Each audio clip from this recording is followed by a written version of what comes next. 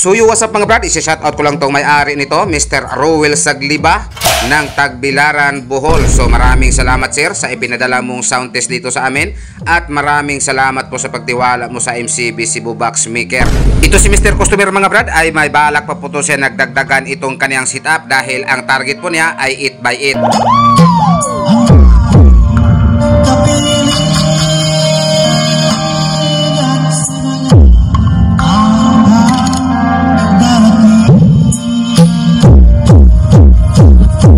Sa hindi pa nakalam kung ano po ang niload namin nitong kaniyang setup, ipapakita ko po sa inyo. Ito po ang pang sub, ito po ang pang mid, at ito po ang pang high.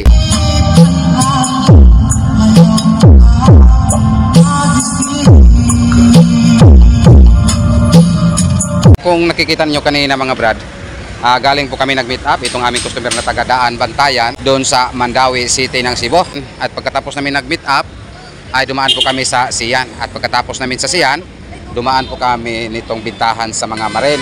At pagkatapos namin sa bintahan ng Marin, ay dumaan po kami dito sa Masiyas Electronic Part and Supply. Dahil may in-order po kami dito. So yan po ang pinick up namin dito sa Masiyas Electronic Part and Supply. Kompleto na daw? Okay na? So ayan. So tapos na po kami dito. Papunta na naman po kami sa bintahan ng pintura. So ngayon nandito na po kami sa bintahan ng mga pintura. Dahil may in-order po kami dito ng mga pintura. So yan po ang mga pintura na order namin. So yan, ito lang po muna sa ngayon. So yan po ang sinasabi namin sa aming mga nakaraang video mga brad, na kapag kami po ay makapunta dito sa Cebu City, ay hindi po pwede na walang karga sa aming pag-uwi. Tulad ngayon. So yan, kargadong. So what's up mga brad, so update ko lang yung nag-order nito, Mr. Customer. So ayan na po ang dagdag na 4 na MCBD15 mo sir. Ito si Mr. Customer mga brad ay nakakuha na po to siya dito sa amin, mga ilang buwan po ang nakalipas. So ngayon nagdagdag na naman po siya ng 4 na MCBD15. So ayan, loaded by Live Pro 15 1000. So what's up mga brad, so sa mga nag-chat sa amin at sa mga nag-comment, sorry po hindi po kami nakapag-reply sa inyo.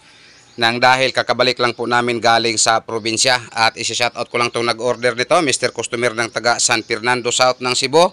So ayan na po ang 4x2 mo. So ito po ang 4 na MCBD15. So yan, naka-install na po yung mga speaker. At ang mid-high nito, so ayan, nakapurma na.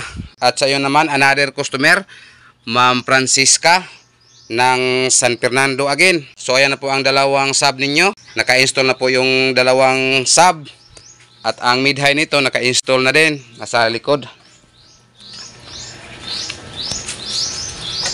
So nandito po sa likod ang inyong So ayan po ang inyong mid-high. So ayan.